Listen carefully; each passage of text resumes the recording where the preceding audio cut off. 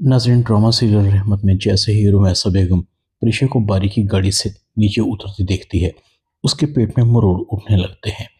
ये प्रीशा का बॉस तो मुझे प्रीशा का पक्का आशिक लगता है। ज़रूर प्रीशा ने इसे अपने जाल में फंसा लिया है, इससे शादी करके रहेगी। मगर मैं भी रुमैसा बेगम हूँ, इतनी आसानी से तो इस करोड़पति लड़के को जुबैदा बेगम का दामाद नहीं बनने दूंगी। वैसे जुबैदा बेगम ने अपनी बेटियों की पता नहीं कैसी तरबियत की है, लड़कों को शीशे में उतारने का खूब हुनर जानती हैं।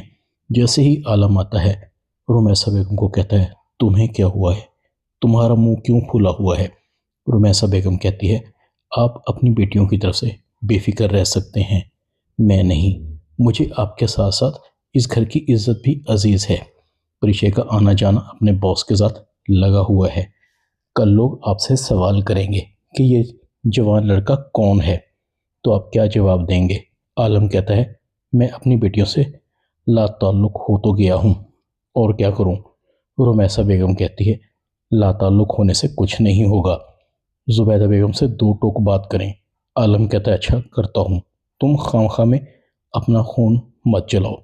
आलम जुबैदा बेगम के पास आता है और जुबैदा बेगम को कहता है, वो परिशा जिस लड़के के साथ गाड़ी में घूमती फिरती है वो कौन है और क्यों यहाँ आता है हमारे घर। जुबैदा बेगम कहती है, वो बारी है, बहुत अच्छा लड़का है, परिशा के बॉस का लड़का है, परिशा को घर छोड़ने आया था। आलम कहता है, तुमने अपनी आंखें बंद की हुई हैं, मेरी आंखें बंद नहीं हैं। ये दुनिया का पहला बॉस का बेटा है जो अपनी मुलाजमा को खुद घर छोड़ने आता है। कहीं परिशा का इसके साथ कोई चक्कर तो नहीं चल रहा। जैसे एक ने शादी की है, दूसरी भी तो ऐसा करने का सोच नहीं रही। जुबैदा बेगम परिशा को समझा दो, अगर वो समझती है तो ठीक, वरना मैं खुद परिशा से बात करूंगा। जुबैदा बेगम आलम को कहती है, क्या आपको अपनी बेटी पर एतबार नहीं है। आलम कहता है, मुझे अपनी बेटी पर एतबार है, मगर उस लड़के की नीयत के बारे में मैं कुछ नहीं जानता। जुबैदा बेगम परिशा को बताती है, वैसे तो तुम्हारे अब्बू को हमारे किसी काम में दखल देना पसंद नहीं। अगर हमें किसी चीज़ से रोकना हो या बुरा भला कहना हो तो बहाने ढूंढते फिरते हैं। बारी के यहाँ आने जाने पर एतराज़ कर दिया है उन्होंने। प्रीशा कहती है, अब्बू को इसके अलावा और आता भी क्या है। कल रुमैसा आंटी ने मुझे बारी की गाड़ी से उतरते देख लिया था, ज़रूर उन्होंने ही अब्बू को भड़काया होगा।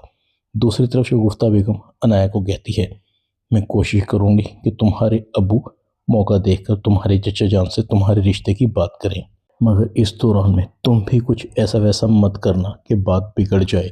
अनाया कहती है, अम्मी मुझे भी जल्दी नहीं है, मैं राहील और मिनाल की शादी का इंतज़ार कर रही हूँ। दूसरी तरफ शायान भी सोचों में गुम था। एक तरफ मिनाल की खुशियाँ हैं जो अनाया की बारी की शादी के साथ जुड़ी हुई हैं, और दूसरी तरफ बारी की खुशियाँ हैं जो परिशा के साथ जुड़ी हुई हैं। समझ नहीं आ रही क्या करूं, मैं अपने दोनों बच्चों को तकलीफ में नहीं देख सकता। दूसरी तरफ रमशा अपनी माँ को कहती है, अम्मी बस आपने अलीज़े पर हाथ ढीला नहीं रखना, जहां आपको मौका मिले वार करना है। एक बार इस लड़की को हम ज़ुहैब के दिल से उतारने में कामयाब हो गए ना, तो फिर इसे इस घर से जाने से कोई नहीं रोक सकता। अलमास बेगम कहती है, मैं ऐसा ही करूँगी, तुम भी जब मौका मिले चक्कर लगाती रहना। इसको निकालने के लिए हम दोनों को मिलकर ज़ुहैब के दिल से इसके लिए नफ़रत पैदा करनी है, जिस तरह से इस लड़की ने हमसे ज़ुहैब छीना है। जब तक हम ज़ुहैब को इससे दूर न कर दें, हमें सुकून नहीं मिलेगा। ड्रामा रहमत में इतना ही। चैनल को सब्सक्राइब कर दें, वीडियो को लाइक कर दें और बेल आइकॉन के बटन को दबाकर ऑल पर क्लिक कर दें, ताकि आपको मेरी नई आने वाली वीडियो को नोटिफिकेशन फ़ौरन मिल सके।